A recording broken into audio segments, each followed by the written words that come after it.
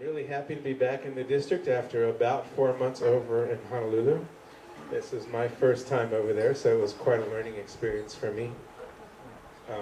It's especially refreshing, I must say, to be back in Pune, where I have at least some people telling me, thank you, Russell, Mr. Coots, for speaking out, thank you. Because over there, what I mostly get is, shut up, Russell, don't rock the boat, take a couple years, you know. So it's really good to get back, to come back here. But what I tell them over there is, well, I can't be quiet for 2 years. I'm from Pune. I didn't come over here to be quiet. So I try to walk a fine line between keeping my mouth shut most of the time and speaking out when it seemed appropriate to do it. So that's been, in some ways, my biggest challenge. For those of you just coming in, we have some food and drinks over here. Please make yourself at home, and thank you for coming.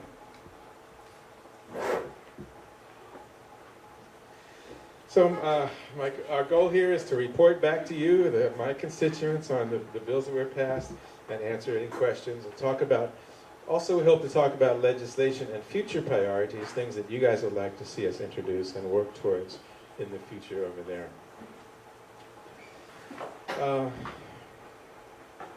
There we go. I want to introduce, we've invited a couple of our other legislators here. I know that Representative Hano is here. I wanted to just say thank you for coming, mahalo. And if we have any questions that relate to you, we'll definitely be asking you. I do expect a couple of our council members to join us too. We'll refer any questions on that level to them.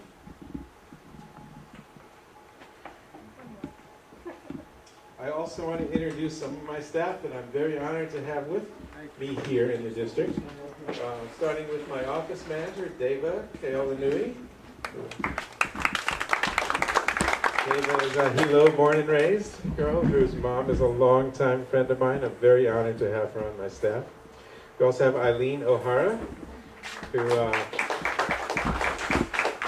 general organizing principal, helped me get my office set up, was my office manager at first and a legislative aide, and also a community liaison. And I do believe we'll have another staff member here shortly. Certificate time? And one of the things that we were honored to do this session, where we took part in a high school internship program, where a high school student was selected by some of our local high schools. And she came over and spent some time doing some research, learning about the legislative process and helping us.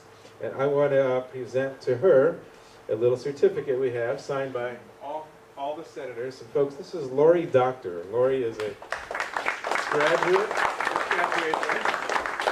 just graduated from Hawaii Academy of Arts and Sciences. And she is one of the smartest people you will ever meet, by the way.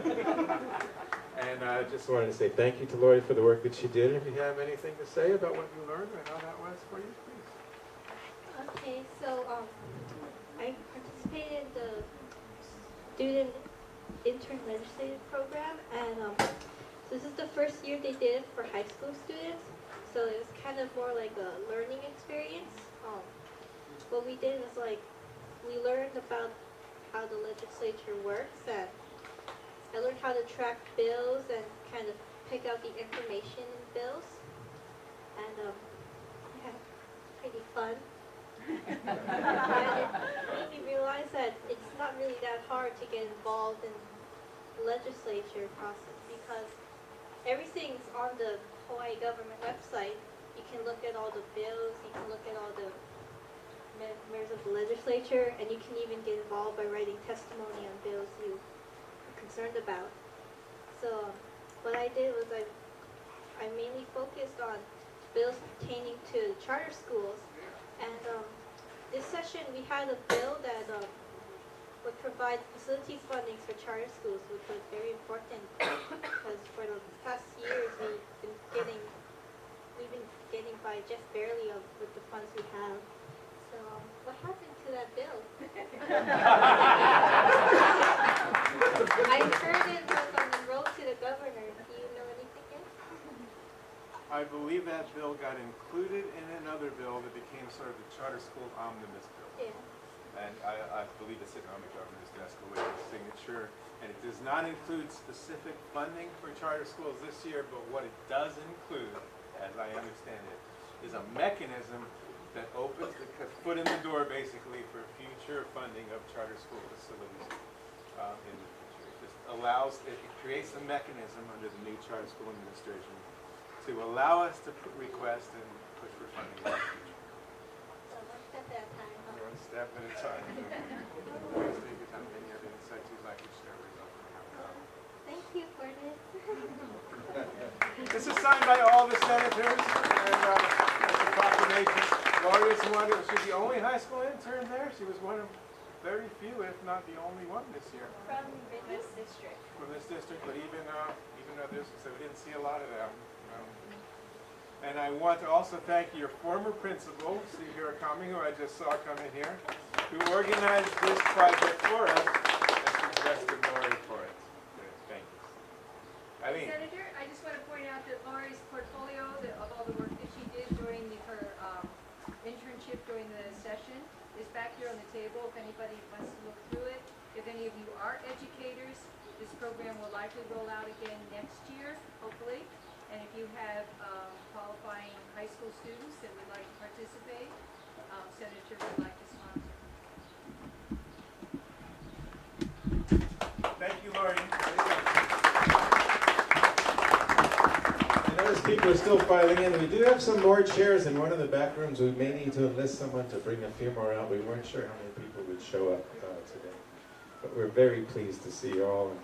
Will somebody organize a little chair hunt, please? Thank you.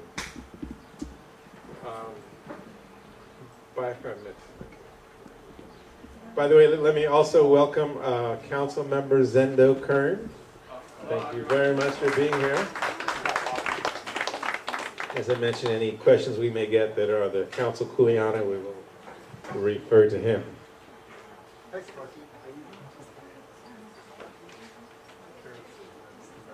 Okay, so we're going to go ahead and talk about some of the things that passed this session. Oh, I'm sorry. After we do a little legislative trivia, we thought that we'd lighten it up a little bit with some question and answers here. Who are your other elected representatives? Who knows here? We've given you a couple of clues already. I'm the state senator. We have U.S. senators, U.S. reps, council members, state reps. Who can answer? Governor? Governor who? Abercrombie. All right. Now, we've already given you one clue. Who's our council members around here? Zendo. Gregor, very good. Our state representative? Faye. Yes, thank you, Faye, for coming.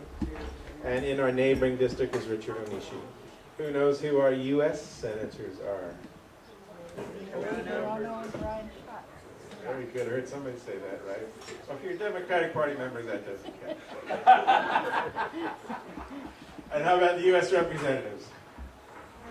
Bill Tupper. Here's a clue up here. Okay. All right. What for, does anybody know? I was going to tell you instead we'll ask you a question. What committees did I serve on this year at the legislature? I'm just curious if anybody might know. Agriculture. No. Energy is correct. Energy and Environment was one of the committees of which I was vice chair of. It was my honor to be vice chair. Education is correct. Agriculture. Agriculture I would love to have sat on, but it conflicted schedule-wise with Energy and Environment, and I had to pass on that. There's two other committees that I served on. Ways and Means. Ways and Means, the Money Committee in the Senate, and Water and Land. Water and Land essentially, as I understand it, oversees the Department of Land and Natural Resources, pretty much. How many bills were introduced this year to the Hawaii State Legislature? 3,000. 212. That's a good guess. Do I want a jelly bean? 3,000? Do you have any other guesses here? About 3,000. About 3,000 is right. And almost exactly one, very good, Carrie. Almost exactly 1/10 of those made it through. By the way, while I have a chance, I want to introduce my David's sister, Keaau, Carol Manui, who's helping us out tonight. So she's a staffer for the evening. You know, when I first went over there, it was a little frustrating to find out that it's not that easy to pass a bill, but then I have to constantly remind myself that it was set up this way on purpose. You know, the founders set up our form of government so that we can change things, but not too easily and not too quickly. And I know that I'm the beneficiary of hundreds of bills that did not pass in the past. And so, you know, we get to see the 90% winnowing rate there. And by the way, let me introduce my other legislative staff, Michael Greeno. We're honored to have both of my, two of our Wahoo staff over here in the district today. So this year, among the bills that I introduced, none of them actually passed. I did get to influence some of the other ones along the way, and I did get to obstruct a bill or two that I thought was particularly bad. But I did, it's kind of weird to have my major accomplishment be something that doesn't exist. But that's the way it is. And, Legislation. but sometimes bills are preceded by resolutions. And so I've started to see the wisdom of that. And for some of the resolutions that I could not get, some of the bills I did not get passed, I took the fallback position of introducing a resolution. Resolutions do not have the force of law like a bill has, but it expresses the intent of the legislative body. And I did get, the resolutions I introduced, 4 out of 4 did pass. As you can see, it's much easier to get a resolution through. The 4 included, one is a Hilo Higher Education Center that's going to be aimed at establishing distance learning centers out here in Pune in particular. It's going to be targeted at helping farmers and food producers and other business startups have some mentoring and some resources to help stimulate our economy, especially the food sector of our economy. You know, when the bill didn't pass because the money committees felt there wasn't money for it, I bumped into the dean of Hilo in the hall the very next day, Don Straney, Chancellor Don Straney. And we talked about it, and we both said, you know, we should just do this anyway. It's a good idea, we should do it anyway. And so we're moving forward with it. In fact, Eileen and I met with Chancellor Straney and the Dean of College of Agriculture just a couple of weeks ago, start to lay the groundwork for it. And we did pass a resolution that calls for looking into this, and that Hilo will generate a report suggesting how we can move forward next year. So we are working on that. Another is Albizia control. We want to start an Albizia task force, which is, as many of you know, Albizia is a big problem, but it's much more than just a nuisance. It's actually a very costly and hazardous problem in many ways in our community. And we're getting the ball rolling with resolution. And the first step is tomorrow morning. Actually, we're having a meeting in Hilo that will kick off this Albizia task force. And we've been extremely gratified by the amount of support we've had for it. Tomorrow we have people coming from the Big Island Invasive Species Council, who we've designated as the lead organization, as well as the Hawaii Invasive Species Council, our local civil defense, state civil defense, Department of Transportation, Department of Agriculture is coming, Kamehameha Schools, I'm forgetting some people, but about 30 different people representing 20 or 25 different agencies are coming to, I think for the first time, put our heads together and talk about how we might address this systematically, because there are many different agencies spending literally millions of dollars just, and not really making any progress on it right now. There are some exciting new control methods that can be used in some situations, and we want to get all these groups working together. Hydraulic fracturing, also known as fracking. I did have a resolution after my bill died to express, initially it was to prohibit fracking in the state. It got diluted to expressing a concern over fracking, which I'm happy. I'm concerned about fracking. And I've gotten a lot of heat for this bill earlier on in the session because there is no oil and gas drilling in Hawaii, and that's where fracking is famous for throughout the mainland. But fracking is being used in something called enhanced geothermal systems or engineered geothermal systems. where it makes geothermal available in places that it would not traditionally be. But some of the problems with fracking has to do with it seriously endangers our groundwater, and it also induces earthquakes. Now, those are two things that we really can't afford to mess around with in Hawaii, is our precious groundwater table. Any more seismic instability than we got. And non-governmental organizations' support of local food. This was just a resolution recognizing the role that non-governmental organizations can play in stimulating our local food initiative. As some of you know, I've been in the food business through my career, and one of my focuses, foci I think is the word, is to really try to get us moving forward in terms of local food production. And I introduced about 5 different bills related to that this year, which I think I will summarize a little bit later. Pardon me. But I will, I'm going to package that a little bit differently next year. I want to have it be a food security legislative package, where we'll have 5 or 10 bills involved in it. Other people can sign on to it. It'll bring more identity and more focus to it. And I hope to really stimulate more legislation that helps our local farmers, and not just farmers, but value-added food producers. These bills include making raw milk and raw milk products legal, giving tax breaks to small farmers, trying to protect small farmers against some of the effects of the Food Modernization and Safety Act that's coming down the line, establishing the right for farmers to sell directly to consumers any product, and a couple that I'm forgetting about right now.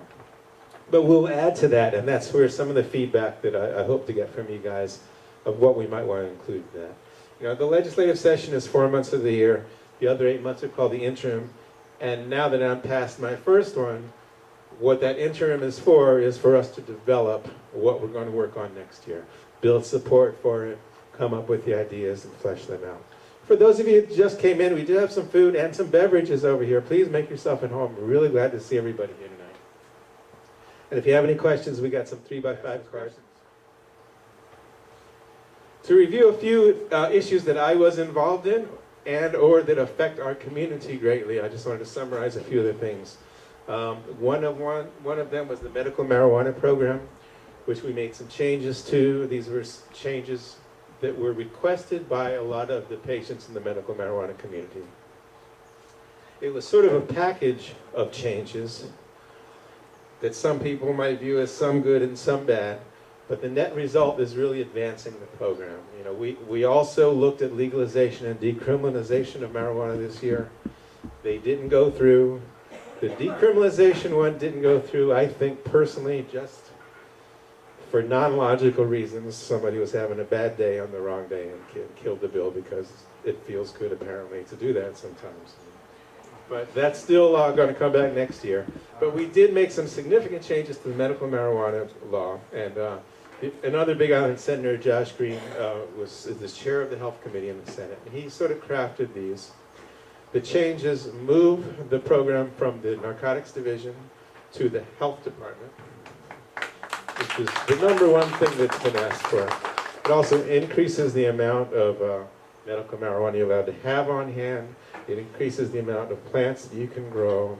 It does require that you now get your medical marijuana card from your primary care physician instead of from any physician. And this is seen by some people as a setback, but it's also a desire, I think on behalf of Dr. Green, to not let the medical system be abused, but have it be used correctly. Because the program is moving to the Department of Health, he feels that physicians are not going to be as hesitant to prescribe this when asked. And if anybody has trouble finding a primary care physician that can serve this function, he has promised me that he'll find that physician for us. So if anybody has that issue, we can help with that. And we do have, I think, 16 or 18 months before that change goes into effect. So there's plenty of time to address it. We also, this was a somewhat landmark legislation. We got passed emergency contraceptive care for victims of sex assault. And what that means is that no matter what hospital a woman may be taken to after an assault, she is given the full range of options, including Plan B, or the morning after sort of contraceptive, which was not offered to such victims by certain religious institutions and religious-based hospitals. So now this establishes that any hospital anywhere has to give this full range of services available to anyone who is the victim of such an assault.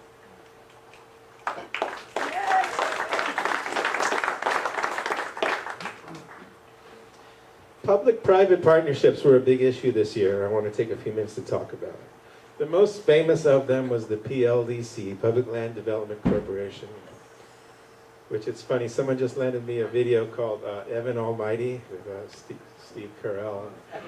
It's probably a 10-year-old video, but he was fighting this law called the Public Land. Public Land something or other. It was so funny to see it. Public Land Development Corporation was a very controversial bill that kind of squeaked through previous year. And it was repealed this year after, there was a lot of public outcry. In fact, as many of you know, I believe that the public coalition that's involved in politics is much stronger and more educated and involved right now as a result of the PLDC.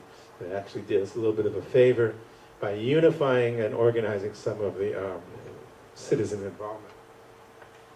There were several other public-private partnerships, some of which were called PLDC Lights, that were introduced and tried to get through. And I personally argued very strongly against some of them. So one of them was called the PPPA, Public-Private Partnership Agency, that was put together very much in a hurry to benefit one or two specific districts, and it was going to open up the door for a lot of the same stuff. And I and others fought against that. Most of those did not get through. There are a couple of public-private partnerships that did go through and which I did support, and I want to explain my support for them because it's somewhat controversial. The first of those has to do with early childhood education. And I'm sorry, that's not true. The first of them, it doesn't say this, it has to do with, we're going to do a pilot project on public school lands. They're going to enter into, they're going to analyze 5 potential sites and pick 3, if I got this right. So you can correct me if I'm wrong. And we're going to have a 5-year review, a sort of a sunset date. We're going to review it after 5 years and see how it has worked. The idea being that, let's say you have a public school in Waikiki, and the unused land is worth millions of dollars per year.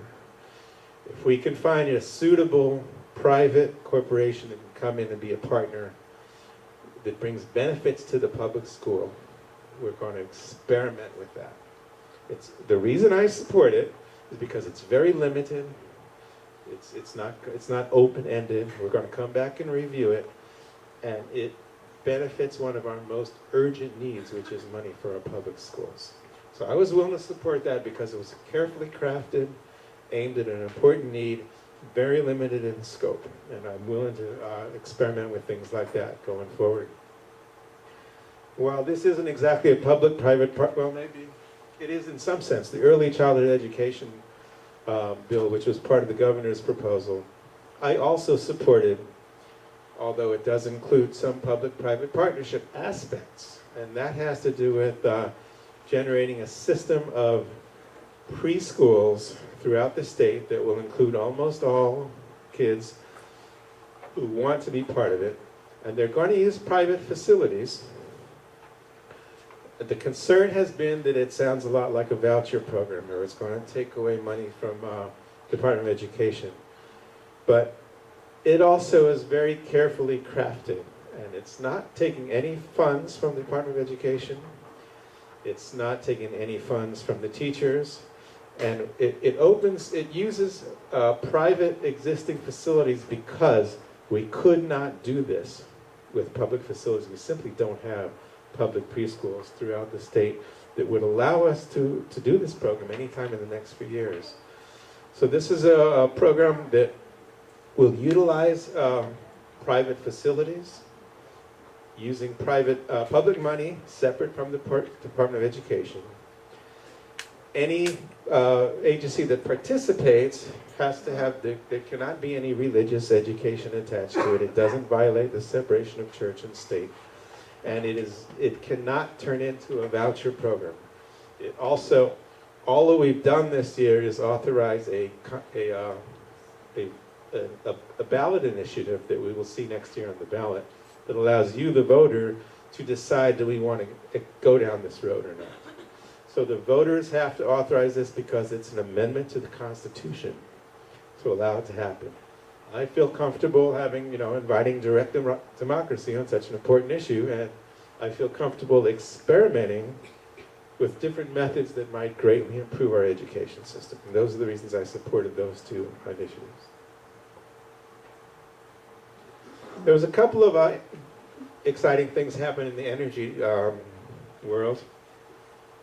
One of which has to do with landlords and renewable energy, and that eases the way for, let's say, if you own a building and have some tenants, whether they're apartments or businesses, you can put solar power on the roof, sell that power to your tenants without having to go through the whole process of becoming a utility and getting licensed before the Public Utilities Commission.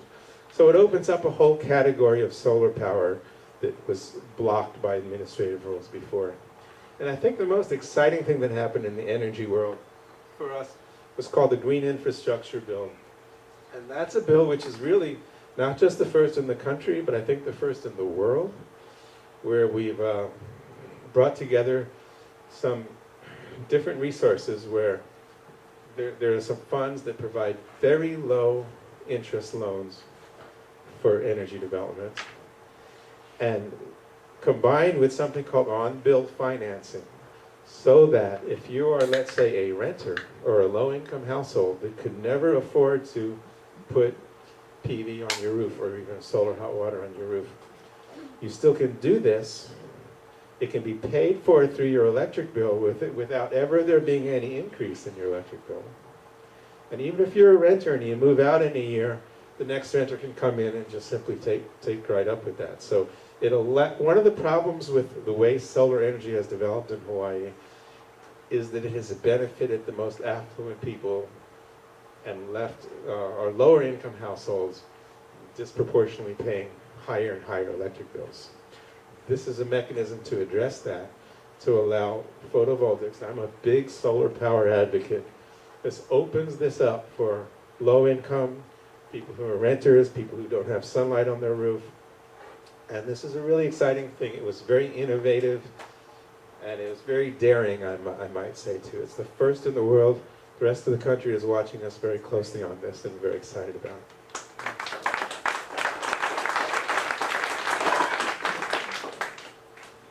Not exactly in our district, but on our island, the coffee berry borer beetle is a serious recent pest that's threatening one of the greatest success stories that we have in our agriculture here on the island, which is Kona and Keaau coffee. And I think soon to be Puna coffee will also be well known. So we got quite a bit of money that was requested in matching funds to help address the coffee berry borer beetle. And it's really the coffee berry borer beetle bill. You can say that several times in a row. It's worth trying. And I mentioned, I'm sorry, this is the food security package I mentioned, which I am going to reintroduce most of the bills that didn't make it this year and add a few more, some of which may come from your suggestions. And I'm going to market it better and get more people on board to help be my allies in it. And I hope to really make a difference. We've been talking about local food for a long time here in Hawaii.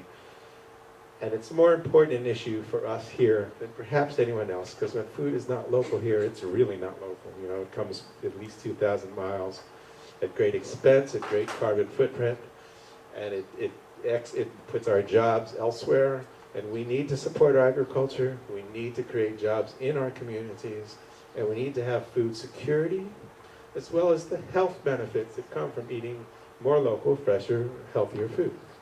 So that's going to remain one of my focuses, and we're going to work harder at it next year. You know, this first year, I think I probably suffered from the fact that I'm the new kid on the block over there, and it didn't help being from Pune, you know. And but I have made some allies there, people who have learned that I'm a relatively reasonable person, and some of my ideas are good, and I think that I'll have much more ability to get things accomplished next year. So we're going to build on this and market it better as well. Capital improvement projects refers to some of the main ways that things get funded, especially when they has to do with a building, you know, a facility. Some of the major ones that we have that we got through this year. And by the way, let me take this moment to say we have a couple of newsletters back there. I have last month's newsletter as well as the most recent one. And the most recent one has a little summary of all the capital improvement monies related to our district. Many of them were Department of Education fundings, including a total of $7.5 million for our complex, Keaau Pahoa complex. $2 million for a street light at the Post Office Road, which, as we know, Pahoa is changing the way the traffic pattern is because of how dangerous that one intersection is. Post Office Road is getting used much more. This will make it much safer and will also allow Hawaii Academy of Arts and Sciences to continue its expansion in the future. So this is one of the key stepping stones that they needed to accomplish. So we were really pleased to get that. $2.5 million for a Keaau irrigation system, which existed in the past, has fallen into disrepair, but is very important to the farmers down there. $6 million for Hawaii Invasive Species Council, which was a huge victory. I mean, at the end of the budget process, I talked to a few people from different departments, and some of them were crestfallen. I was like, oh, what am I going to do now? But the people from the Watershed Alliance and the invasive species people at the LNR, they were ecstatic. They were really happy that they got as much money as they did. And I'm really happy about that too, because you know, this is protecting our watershed, it's protecting our environment, it's protecting us from invasive species in the various ways that it affects us. And they got fully funded. One thing I don't see here, the Pahoa High School, is that going to come up later? It's included in the 7 million. Part of this, the educational funding there, is the Pahoa High School got a new gym recently, but they didn't finish phase 2. You know, I had the honor of hosting the Pahoa boys basketball team when they came over for a tournament to Oahu. And I took them out to dinner and went to one of their games, and I asked them what was the greatest need. And they answered in unison, we need showers and locker rooms for a new gym. The new gym that they built was only phase 1. It does not have showers or locker rooms, so they actually have to change in the main building, come across in sometimes the mud and the dark and the rain. And if you've ever had the honor of playing sports as a visitor at somebody else's high school, you know, you don't want to walk through, you know, great distances and stuff. So we did get full funding, $3.5 million to complete the showers and locker rooms at the Pahoa gym. It's not glamorous, but those kids really need it, and I was really glad to get that money.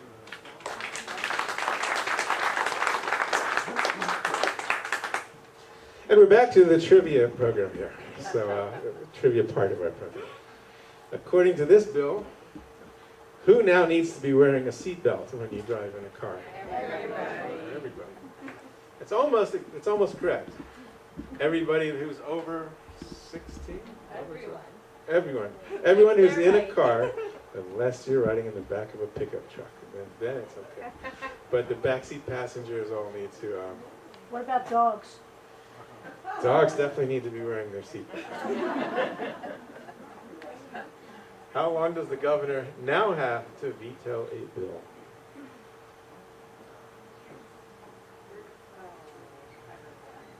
It's a tough question. Ding, ding, ding, ding, ding, ding. July 8th is exactly correct. Very good. He has to announce his intention to veto a bill, I think, a few days before that, about June 25th. And any bills that he does not sign become law automatically at that point. Who won the question?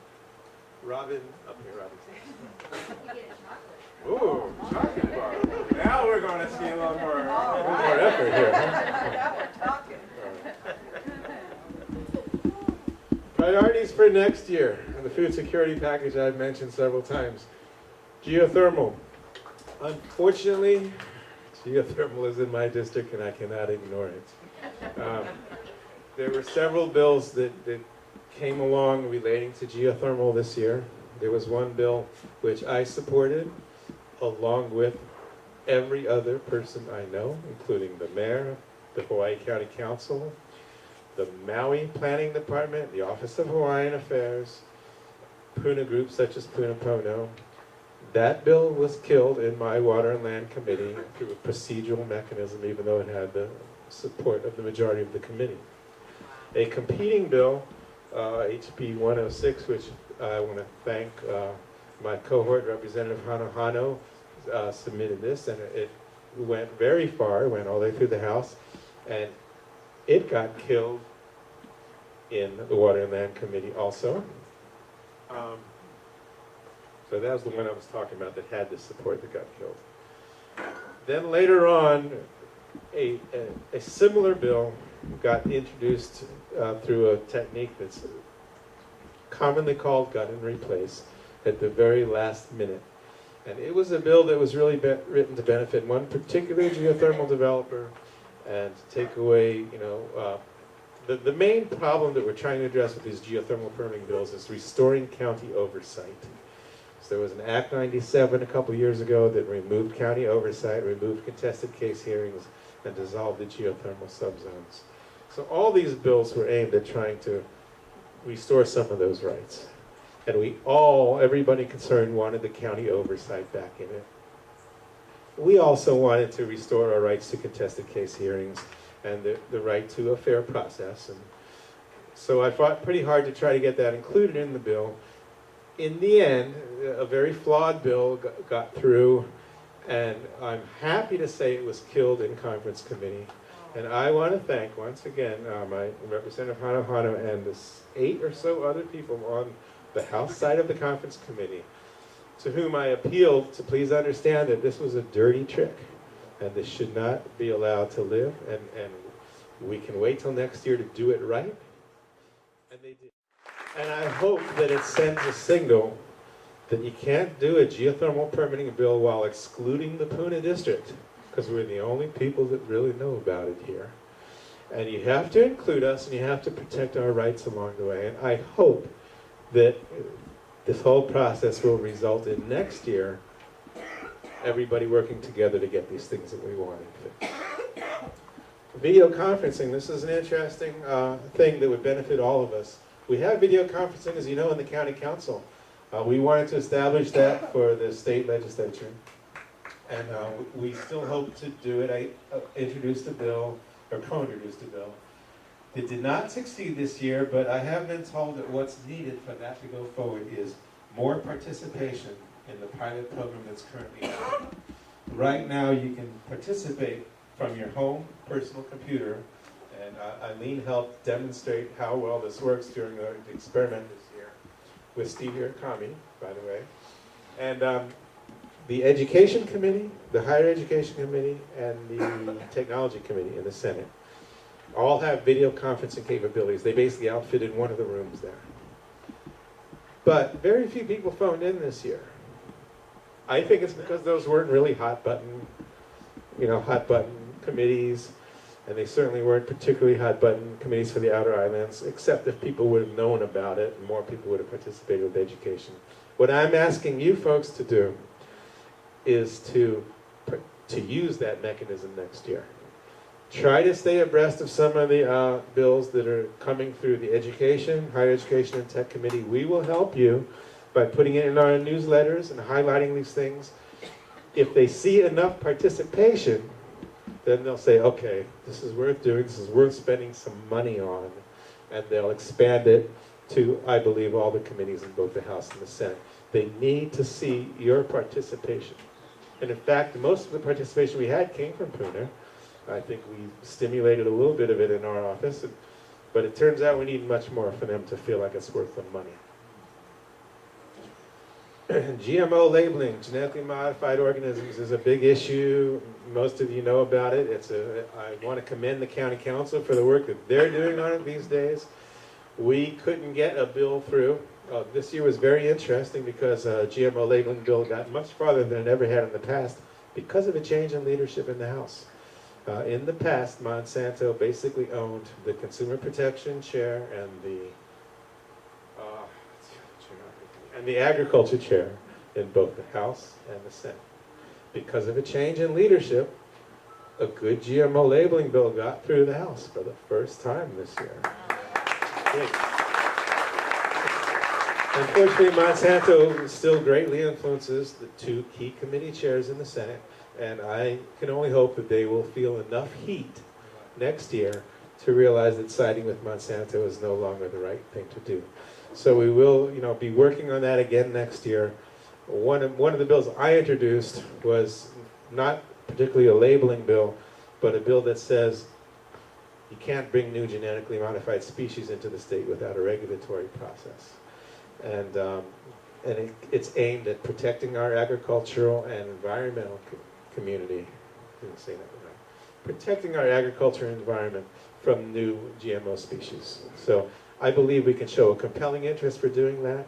It does not involve changing labeling on anybody's packaging. There's no interstate commerce clause it violates. I believe that's one place we can draw a line in the sand and say no more without some regulatory process. Hawaii Health Systems Corporation and Banner Health Study. This has to do with an attempt to take over some of our hospitals by an organization called Banner Health. They're from the mainland, and they started off looking at Maui Memorial Hospital, which seems to want to sell to them. And then Banner Health says, well, for us to do it right, we're going to have all the other rural hospitals, including all the ones on the Big Island. Obviously, that's a really big decision. It's going to take several years to address. There was a bill to establish a task force to study the repercussions of it. We thought that was going forward. I'm not sure exactly why, but that bill did not survive in the end. But this is an issue that you'll hear more about over time. And on the one hand, Banner Health is supposedly a very good organization. They get very high marks for their medical treatment, their patient satisfaction.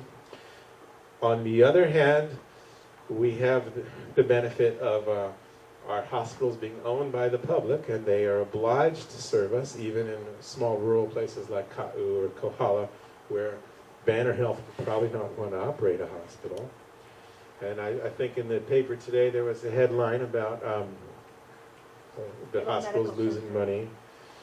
Even under this Banner Health proposal, we're still going to fund the hospitals the same amount as we are currently. It's not like they're going to take it over and we don't have to pay for it. We're still going to pay for it, but they will be running the hospital. So it's a very complex issue, and I'm glad that we're taking it very carefully, and I believe it'll come up again next year. Publicly funded elections. I introduced a bill to equalize the funding amongst the council districts for our Big Island pilot project.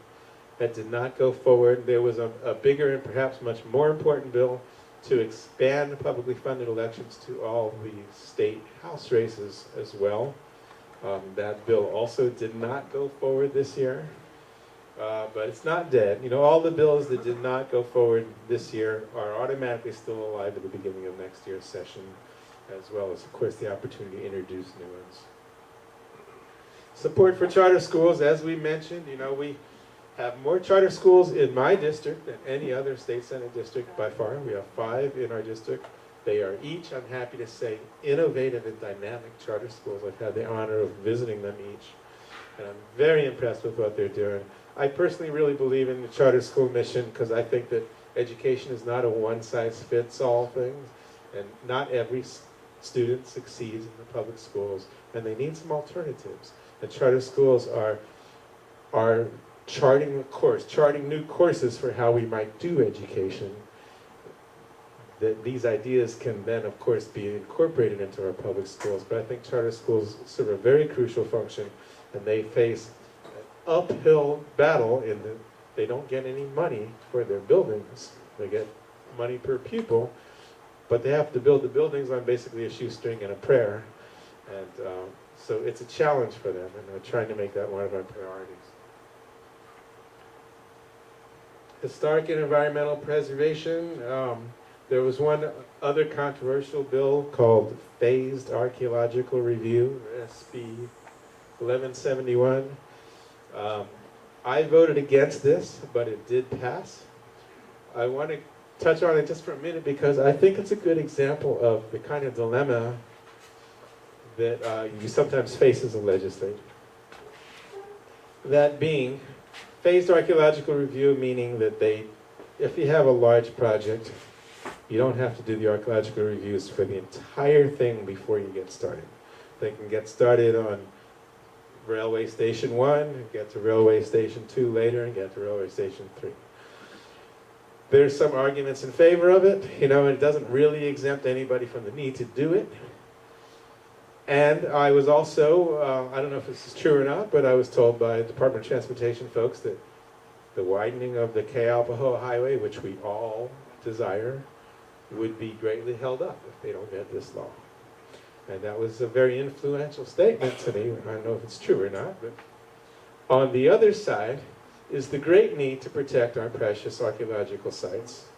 And there was a strong showing of concern from many different Native Hawaiian groups that came down and testified against this, saying that the priority needs to be given to preservation of archaeological sites above all else. These are treasures. Once they're lost for good, and we need to respect it. Not only the Iwi Kupuna, the bones that may be buried there, but any other archaeological treasures. So in the end, this was a tough dilemma for me. For a while I was on the other side of it, because I wanted this highway widened, I'll be honest. But after being visited by and talking to several Native Hawaiian groups for whom I have great respect, I realized that I couldn't support that. I have to side with Native Hawaiian groups that are fighting to protect their heritage. And I voted against it. I think it was 16-9 or something like that. It did pass. It was a relatively close vote. 16-9. Yeah, I was right. And another, I don't know if this will be a priority for next year, but I did introduce a resolution expressing concern over the situation with Roger Christie, who is a Puna resident. He's my constituent, a friend of mine, somebody I've known for over 25 years, and one of the most peaceful, nonviolent people I've ever met, who has been held in prison for 3 years now without a trial, with ever having had a conviction to his name. While, as you can read in the paper every day, convicted murderers and worse are out on bail to continue doing that. So I had a resolution to express concern with that. That resolution got killed once again through non-logical reasons. It was somebody having a bad day and expressing their power in an inappropriate way. And I don't think it had anything to do with my resolution why it got killed. But I did have the pleasure of going to see Roger, along with Senator Willis Sparrow, who's head of the Public Safety Committee. He and I'm Roger's constituent. We went down to the Federal Detention Center near the airport in Honolulu, and we got to visit Roger, and it was nice to see him. I learned a few things that heightened my concern about the situation. Roger's in very good spirits, I will say. Roger's very focused on his upcoming trial, which is now scheduled for July after probably 5 or 6 delays. Some of the concerns that I was made aware of is he has not seen the light of day in 3 years. Even though he's a very religious man, he's denied visits from the prison pastor. He's not allowed to have his wife come and see him. And perhaps the most egregious thing to me was when he gets mail from his attorney, that mail is always stamped, must be opened in the presence of the inmate. That mail is always already open when he gets it.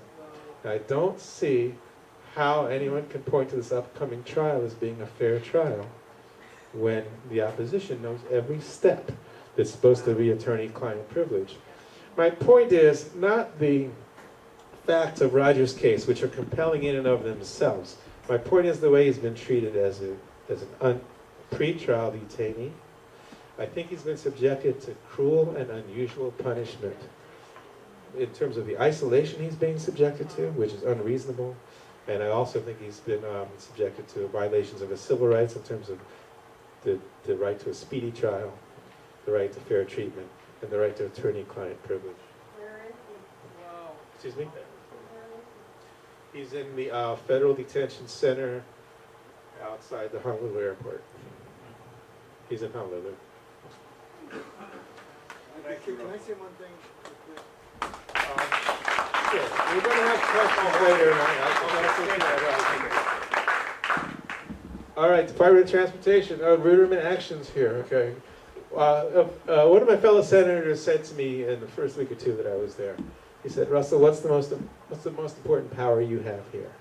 And I said, "Well, voting on bills, I guess." He said, "No, it's the power to convene." And I said, "Well, what do you mean by that?" He says, "You can ask almost anybody to come and sit down with you." And I have come to see that that's a very important power. For example, tomorrow morning we're meeting with 20 to 25 agencies to talk about Albizia, agencies that have not gotten together to talk before. This is great, you know.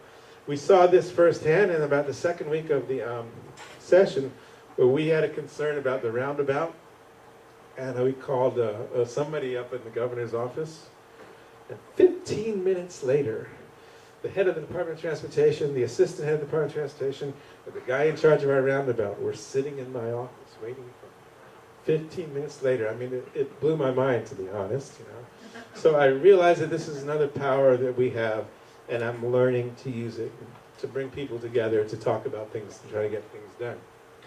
So we did we did convene a meeting on the roundabout. Several people here were involved in it. Some people from Pahoa Planning, as well as the county highway guys, the county representative for the state highways, as well as the state DOT guys, and our staff.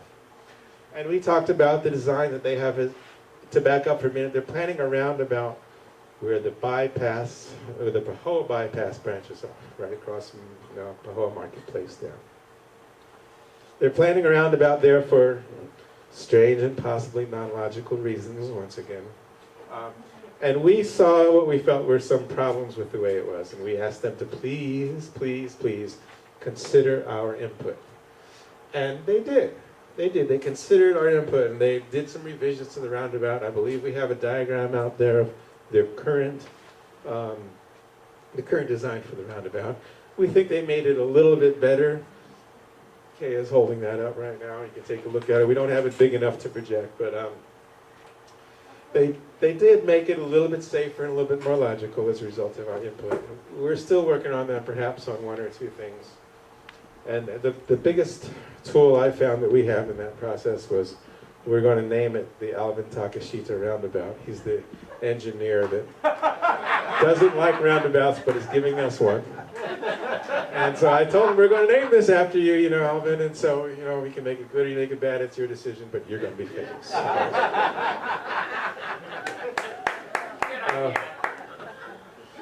Education. I'm on the education committee, but I'm fairly uneducated regarding the issues facing them. And at the beginning of my campaign, I sat down with the principal here at Keaau, and he convinced me that I needed to make education one of my priorities. And I have been in the process of visiting almost every school in my district, and I will complete that this fall, visiting the rest of the ones I haven't gotten to. It's been really inspiring. I've seen some really exciting things, and I want to learn the issues that face teachers, schools, and educators, and try to be useful in that regard. And as I mentioned, there's a higher education learning center that we're going to start based out of UH Hilo, but focusing on Puna. Energy initiatives, including public and private sector. I've been contacted by a couple of different companies that do some exciting things on the mainland, including one company called, I think, Clean Energy Collective, where they interface between the utility and people who want to have solar power. And they have a fairly innovative design. I got some brochures here where they make the utility look good along the way, and they allow you to own solar panels that may be at a distance from your home and be billed through your bill again for investments that you made in a possibly remote solar installation. So it's very interesting, and I hope to help with that. There was one solar energy bill that got killed this year, unfortunately, that was going to reduce the solar tax credits gradually rather than the rather drastic reduction the governor implemented this year. And the Albizia stakeholders, meaning those are, we already talked about that. I've lost, here we go. Okay. And I think it's time for questions now. I thank you all for being so patient. I want to remind those of you who just came in, we got food and drinks back here. Please help yourself. And we're going to start taking some questions from the audience now. Thank you for your patience and for your attentiveness, by the way.